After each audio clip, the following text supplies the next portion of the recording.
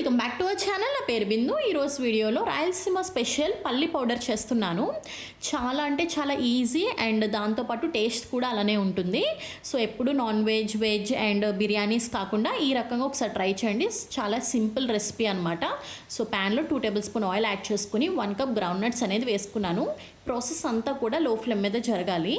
So ఒక 2 minutes fry చేసుకుని light golden కలర్లోకి వస్తుందనగా తీసుకుని పక్కన పెట్టేసుకుందాము.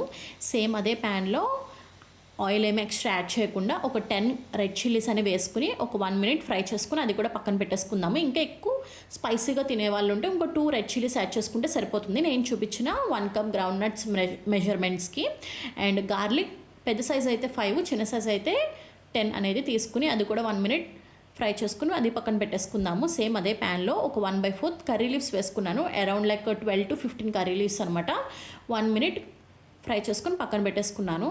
అండ్ గ్రౌండ్ నట్స్ ఏ కప్తో అయితే వేసుకున్నానో అదే కప్తో 1/4 కప్ నువ్వులు కూడా యాడ్ చేసుకుని చిటపట్లు ఆడిన తర్వాత అది కూడా పక్కన పెట్టేసుకున్నాను. And 1 table spoon jeera and నేను చూపిస్తున్న చింతపండు ఉంది కదా 1 ఇంచ్ అనమాట. సో అది సరిపోతుంది. సో అది వేసుకుని 1 మినిట్ ఫ్రై చేసుకుని పక్కన పెట్టేసుకున్నాను. సో అన్నీ ఫ్రై చేసుకున్న ఐటమ్స్ అన్నీ కూడా చల్లారిన తర్వాత మాత్రమే మిక్సీలో యాడ్ చేసుకోవాలి. ఫస్ట్ ఏంటంటే రెడ్ చిల్లీస్ అనేది వేసేసుకుంటున్నాను. అండ్ కర్రీ లీవ్స్ అండ్ జీరా, చింతపండు వేసుకుని ఫస్ట్ మిక్సీ చేసుకోవాలి. చూసారు కదా ఇలా ఫైన్ పౌడర్లా వచ్చింది. సో దీని తర్వాత ఈ ఐటమ్స్ అన్నీ కూడా వేసేసుకుందాము. నువ్వులు అండ్ గార్లిక్ వేసుకుని బాగా ఫైన్ పౌడర్ లాగా గ్రైండ్ చేసుకుంటే చూసారు కదా ఈ విధంగా అనేది వస్తుంది.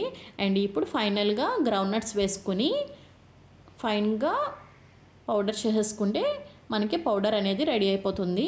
సో మనకి కావాల్సినంత సాల్ట్ అనేది వేసేసుకుంటే మనకి పల్లి పౌడర్ అనేది రెడీ. సో ఇది ఊతప్పం, దోశ, ఇడ్లీ అండ్ ఈవెన్ అన్నంలో నెయ్యి వేసుకొని తింటే చాలా బాగుంటుంది. అండ్ చాలా హెల్దీ కూడా, చాలా ఈజీ రెసిపీ అండ్ టేస్ట్ కూడా చాలా అంటే చాలా బాగుంటుంది. Trust me.